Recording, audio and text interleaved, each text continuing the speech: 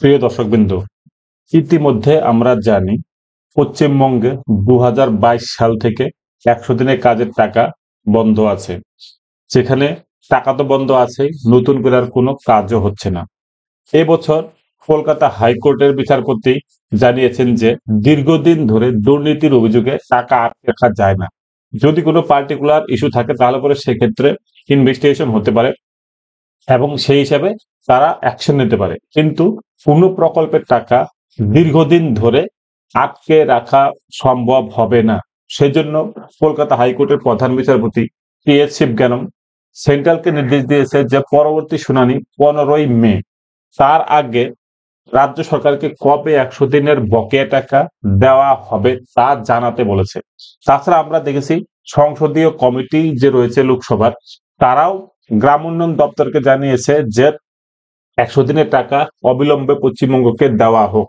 এবার আমরা একটা নতুন প্রতিবেদন পেয়েছি যেখানে বলা হয়েছে যে এই স্ট্যান্ডিং কমিটি আমাদের সারা ভারত জুড়ে এই ১০০ দিনের কাজের লেবারদের মিনিমাম মজুরি কত টাকা হওয়া দরকার, তাছাড়া কত জব কার্ড বাতিল হয়েছে সেটা জানা দরকার।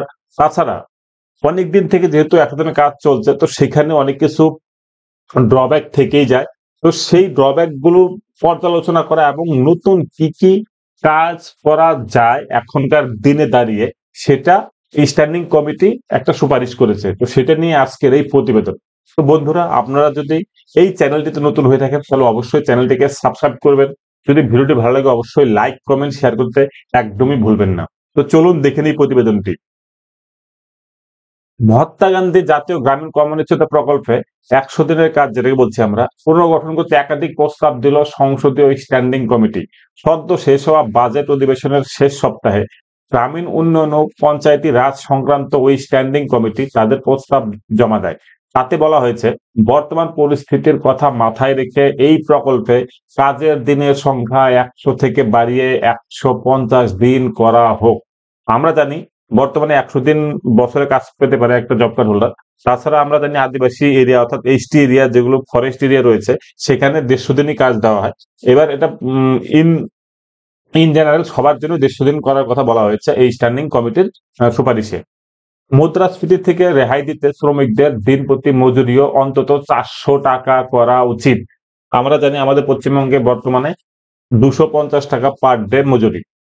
কমিটির প্রধান তথা কংগ্রেস সাংসদ সপ্তগিরি শঙ্কর উলাকা বলেন, কমিটি মনে করে ১০০ দিনের কাজের প্রকল্পের কার্যকারিতা বিচার করার জন্য দেশ জুড়ে সমীক্ষা চালানো উচিত। তাতে প্রকল্পের কি কি খামতি রয়েছে তা যেমন জানা যাবে, তেমনি নতুন কি নীতি প্রণয়ন করার দরকার তার ধারণা পাওয়া যাবে। প্রস্তাবে আরো বলা হয়েছে প্রকল্পের কার্যকারিতা খতিয়ে দেখতে স্বাধীন সংস্থাকে দিয়ে সমীক্ষা চালানো হোক। শ্রমিকদের সন্তুষ্টি, মজুরি পেতে দেরি, তারা অংশগ্রহণে কতটা ইচ্ছুক ও প্রকল্পের বিভিন্ন অনিয়ম খতিয়ে দেখতে এই সমীক্ষার প্রয়োজন।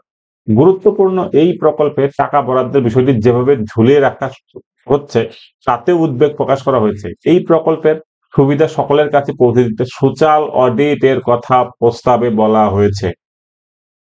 মনমোহন সিং প্রধানমন্ত্রী থাকাকালীন চালু হয় ১০০ দিনের কাজ প্রকল্প। আমরা জানি ২০০৬ সালে প্রকল্পটি শুরু হয়েছিল। গ্রামীণ এলাকার মানুষ যাতে বছরের অন্তত ১০০ দিন কাজ পান, সেটি ছিল এই প্রকল্পের প্রধান উদ্দেশ্য। কিন্তু ২০১৪ সালে বিজেপি ক্ষমতায় আসার পর থেকে এই প্রকল্প নিয়ে টালবাহানা শুরু হয়। অভিযোগ উঠছে প্রকল্পটি বন্ধ করে দেওয়ার পরিকল্পনা করেছে কেন্দ্রীয় সরকার।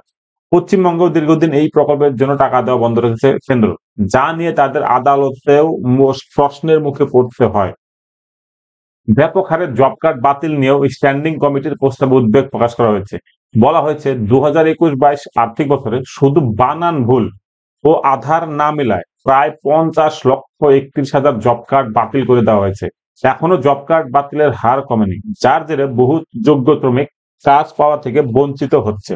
কোন যোগ্য শ্রমিক যাতে কাজ পাওয়া থেকে বঞ্চিত না হয় তা নিশ্চিত করতে গ্রাম উন্নয়ন মন্ত্রককে ম্যানুয়াল পদ্ধতিতে যাচাই প্রক্রিয়া চালু করার প্রস্তাব দিয়েছে এই স্ট্যান্ডিং কমিটি। এবার দেখার বিষয় যে সত্যি মজুরি ৪০০ টাকা করা হয় কিনা ন্যূনতম মজুরি, এবং ১০০ দিনের কাজ থেকে সেটাকে ১৫০ দিন করা হয় কিনা সেটা সময়ই বলবে। আমরা আশা রাখছি যে ইতিমধ্যেই আমাদের পশ্চিমবঙ্গে 100 দিনের কাজের যে বকেয়া টাকা সেটা দেওয়া হবে এবং নতুন করে আবার 100 দিনের কাজ পাবে। আমরা ইতিমধ্যে অন্য একটা ভিডিওতে দেখেছি যে 3 বছরে কাজ না পাওয়ার জন্য প্রায় এক একটা ফ্যামিলিকে 72,000 সামথিং টাকা লস হচ্ছে এই 3 বছরে। তো এই এত টাকা লসের জন্য গ্রামীণ যেমন ব্যাপক প্রভাব পড়েছে, তাছাড়া আমাদের সমাজেও কিন্তু এর ব্যাপক প্রভাব রয়েছে। তো আমরা আশা রাখছি কেন্দ্র সরকার রাজ্য সরকার উভয়ে এই 100 দিনের কাজ যাতে পুনরায় শুরু হয় তার ব্যাপারে গুরুত্বপূর্ণ ভূমিকা নেবে।